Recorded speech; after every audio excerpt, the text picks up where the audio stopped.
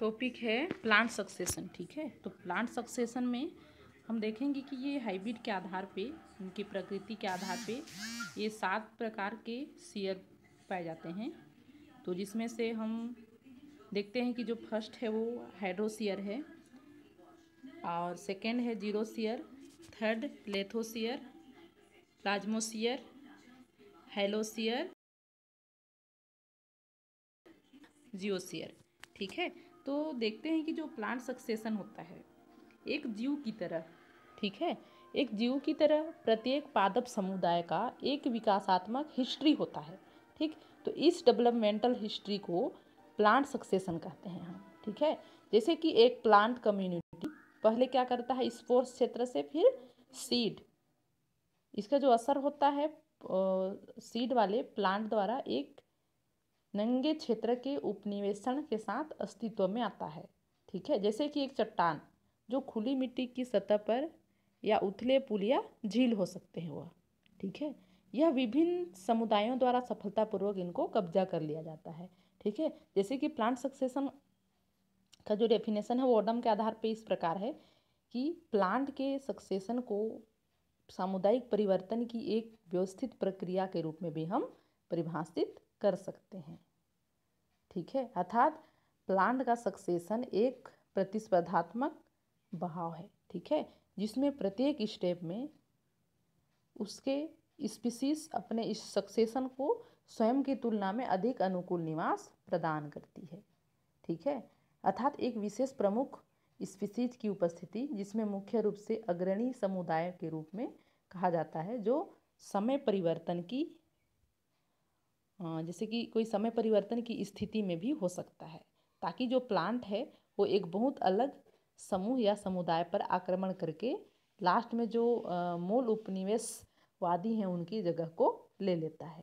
ठीक है, और इसमें विशेष प्रकार के जलवायु हो सकते हैं या फिर कोई स्थल चेंजेस कंडीशन हो सकते हैं, ये सभी इसमें संशोधित हो सकते हैं। ठीक है, तो ये प्लांट सक्सेशन का जो टाइप्स है, जिसमें हाइड्रोशियर जल के जलाशय से लास्ट में क्या होता है, जलाशय से प्रारंभ होकर लास्ट में एक क्लाइमेक्स वन का निर्माण होता है, फॉरेस्ट का निर्माण होता है। ठीक है, अर्थात हम कह सकते हैं हाइलोशियर को कि जब जलीय निवास स्थान में सक्सेशन शुरू होता है, ठीक है, उसको बोलते हैं हम हाइलोशियर।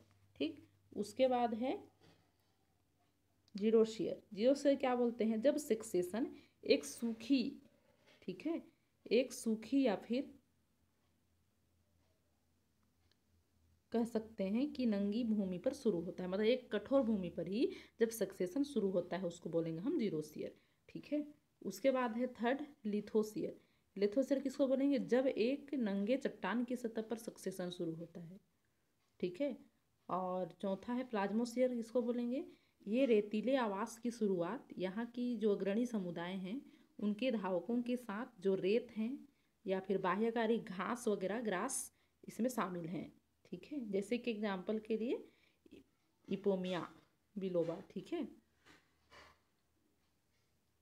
उसके बाद पांचवा है हाइलोशियर। ठीक है, तो हाइलोशियर में क्या होता है कि जैसे कि कह सकते हैं खारा मिट्टी, ठीक है, या खारा पानी में शुरू होता है। ये यहाँ के जो प्लांट होते हैं वो मुख्य रूप से रसीले पत्ते पर या स्टेम पर होते हैं। ठीक है, उसके बाद है सेलाइन। ठीक, सेनाइल, ये इसमें जो मृत पौधों हैं उसके ऑर्गन और पूरे बॉडी पर माइक्रो ऑर्गेनिज्म और फिर निचले पौधों का ही यह एक सक्सेशन है। ठीक है, उसके बाद सातवां है इरोशियर या जीरोशियर। इसको बोलते हैं, यह क्या करता है कि यह एक युग में देखा जाए तो वनस्पति का एक डेवलपमेंट है। ठीक है, वनस्पति का एक डेवलपमेंट है।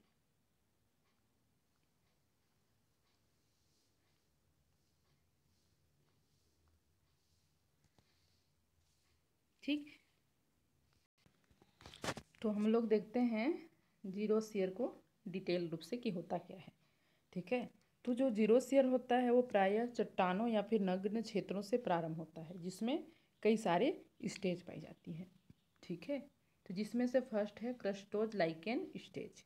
ठीक है, तो क्रस्टोज लाइकेन स्टेज में क्या होता है, इसमें नंगी चट्टानों पर पौधों का उगना संभव नहीं होता है। ठीक है, अतः इन पर क्या होता है, केवल क्रस्टोज लाइकेन जैसे कि लेसिडिया, रेनोडिया, पपड़ी, ये सभी पपड़ी बनाते हुए क्या करते हैं, उगते हैं। ठीक है, जो अपना भोजन का स्वयं प्रबंध करते हैं। ठीक है, लाइकेन मतलब अपना भोजन का स्वयं प्रबंध करते हैं। ठीक है, तो इन लाइकेन की मृत्यु के पश्चात क्या होता है कि चट्टानों पर कार्बनिक या फिर जो ह्यूमस है वो एकत्रित होने लगते हैं। ठीक है, जिसके कारण क्या कहता है, इसमें अन्य पौधे उगने लगते हैं इसी के ऊपर। समझ गए ना, मतलब लाइकेन की मृत्यु होने के बाद चट्टानों पर ह्यूमस के एकत्रित होने से दूसरा पौधा उगने लगता है। ठीक, उसके बाद सेकेंड है फोलिएज लाइकेन। ठीक है, तो फोलिएज लाइकेन में होता क्या है कि यह जो होता है प्रथम स्टेज के पश्चात चट्टानों पर फोलिएज लाइकेन जैसे कि पोर्मेलिया, डर्मेटोकार्पन, ये सभी उत्पन्न होने लगते हैं। ठीक है, यहाँ पे डायग्राम में दिखाया हुआ है कि बेयर रॉक किसको बोलते हैं, नग्न चट्टान।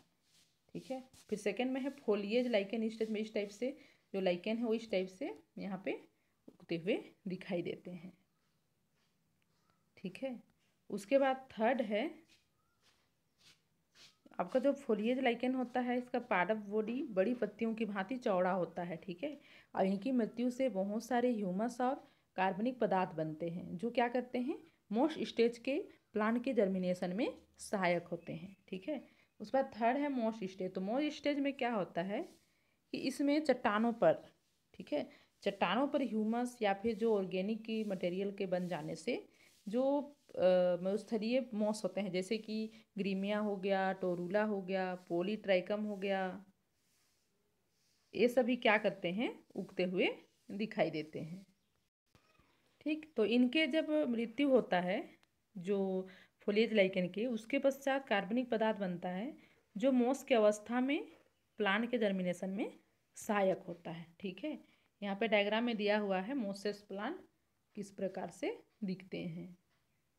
ठीक, उसके बाद चौथा है, तीसरा मोस्ट स्टेज है। मोस्ट स्टेज में क्या होता है कि जो चट्टानों पर ह्यूमस और कार्बनिक पदार्थ बन जाते हैं जिसके कारण मोस्ट जो प्लांट होते हैं वो उगते हैं, जिसका नाम है ग्रीमिया, टोरूला, पॉलीट्राइकम। ठीक है, तो जब इसकी जो स्पीसीज है उगने लगती है तो क्या करता है कि उनके जो राइजोइड्स होते हैं मोस्ट प्लांट के, वो चट्टानों में धीरे धीरे प्रवेश करते हैं और मिट्टी के कणों का निर्माण करते हैं। ठीक है, फिर उसी मिट्टी के कणों में फिर दूसरा पौधा उगने लगता है। ठीक, उसके बाद चौथा है हर्ब स्टेज। हर्ब स्टेज में क्या करता है कि शाक उगते हैं इसमें। ठीक, मोसेस स्टेज के नष्ट होने पर बाद में हर्ब स्टेज आते हैं जो उस पर उगते हैं। इसका हर्ब का नाम है फिस्टूला, एरिस्टा और हर्बेसियस प्लांट उत्पन्न होते हैं जिनकी जो जड़ें होती है वो चट्टानों में प्रवेश करके मिट्टी के कणों में बदल जाती है। ठीक है, उसके बाद पांचवा है सर्व स्टेज। तो सर्व स्टेज में क्या होता है कि जो सर्व प्लांट हैं वो झाड़ीदार पौधे जैसे पॉलीकार्पस इत्यादि में उगने लगते हैं। ठीक है, जिसकी जो जड़ें होती है वो अत्यधिक मजबूत होती है और चट्टानों को धीरे धीरे भूमि में बदल देती है। ठीक है, तो यहाँ पे डायग्राम में दिखाया गया है, ये है आपका स्टेज। उसके बाद में हर्बेसियस, यहाँ पे हर प्लांट उगते हैं। उसके बाद में अगला नंबर है सर्व स्टेज। उसके बाद में आता है झाड़ी। उसके बाद में थोड़ा सा पौधा, क्या बोलना चाहिए, शाखा। उसके बाद में क्या होता है, पौधा।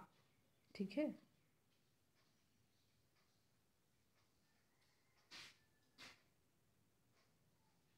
शाखा, झाड़ी, फिर क्लाइमेक्स स्टेज में बड़े बड़े प्लांट बनते हैं।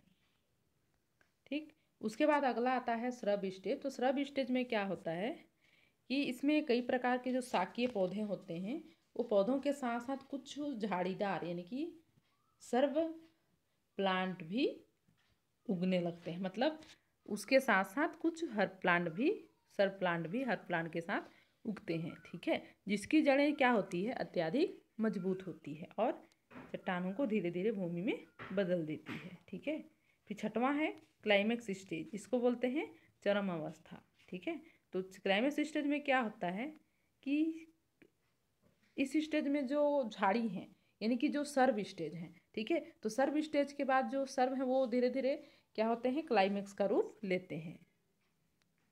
और इस स्टेज में केवल वृक्ष जैसे ओक ये सभी ही उत्पन्न होते हैं और लास्ट में एक फॉरेस्ट का निर्माण करते हैं। ठीक है, इसमें जो वृक्षों की लंबाई होती है वो झाड़ी के कारण जो झाड़ी होती है वो समाप्त हो जाती है। ठीक है, मतलब क्लाइमेक्स स्टेज के आने से पहले ही आपका जो सर्व स्टेज है वो समाप्त होने लगते हैं। ठीक, तो लास्ट में यहाँ पे दिया गया है कि किस किस स्टेज में कौन कौन से प्लांट किस प्रदेश में पाए जाते हैं। ठीक है, जैसे कि कोनिफर्स हो गया, ओक हो गया, मेपल हो गया, ये समशीतोष्ण क्षेत्र में पाए जाते हैं। ठीक है, तो आपका जो हाइड्रोस्फीयर है इसमें सिर्फ इतना ही है कि एक स्टेज के प्रारंभ होने के बाद उस स्टेज का जब डिकम्पोजिशन से या फिर जब मृत्यु होता है प्लांट का, तो उसी समय क्या करते हैं, उसे ह्यूमस और कार्बनिक पदार्थों की उपस्थिति के कारण ही अगला स्टेज प्रारंभ हो जाता है। ठीक है, तो जीरोस्फीयर के स्टेज हैं ये। ठीक।